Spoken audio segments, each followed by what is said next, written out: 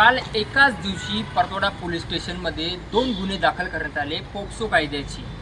तर पहिला जो आरोपी आपण सांगितला होता त्याचं नाव होतं सागर रामदास सावळे यांनी मामाच्या गावी आलेल्या मुलीसोबत जवळीक साधली, प्रेम प्रकरण फुललं, भेटणं गाठणं सुरू झालं, तिच्यासोबत अनेकदा शारीरिक संबंधसुद्धा प्रस्थापित केले आणि त्याचे चित्रीकरण केले आणि ते चित्रीकरण युवतीच्या मामाला सेंड केले। मुलीचं वय फक्त 16 वर्ष। आणि दुसरं जे प्रकरण होतं तर या प्रकरणात दोन्ही गुन्हे दाखल झाले आहेत। तर दुसरं जे प्रकरण होतं धोतरखेडा निवासी जो आरोपी होता 22 वर्षीय, त्याचं नाव जो DCR आपल्याला परतवाडा पोलीस स्टेशन सर्व पत्रकारांना दिला जातो त्यानुसार त्या युवकाचं नाव होतं शेख रेहान शेख कयूम, वय 22 वर्ष, जात मुस्लिम, राहणार धोतरखेडा।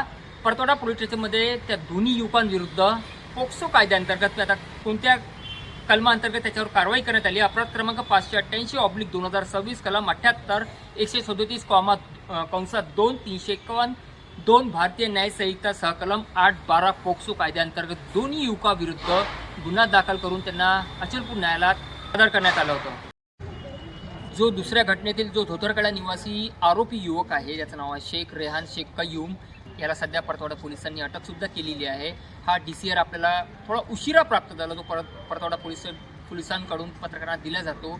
तर फिर्यादी जी पीडिता आहे, पीडितेच्या आईने जो रिपोर्ट दिला त्यामध्ये नमूद केलं आहे की आरोपी रेहान हा माझ्या मुलीला नेहमी वारंवार येता जाता त्रास द्यायचा, माझ्यासोबत चल, मला तुझ्यासोबत बोलायचं आहे, तुझा मोबाईल नंबर दे, आपण चिखलदरा जाऊ, आणि जबरदस्तीने तिला चिखलदरा घेऊन गेला आणि नको तो प्रसंग माझ्या मुलीसोबत घडलेला आहे।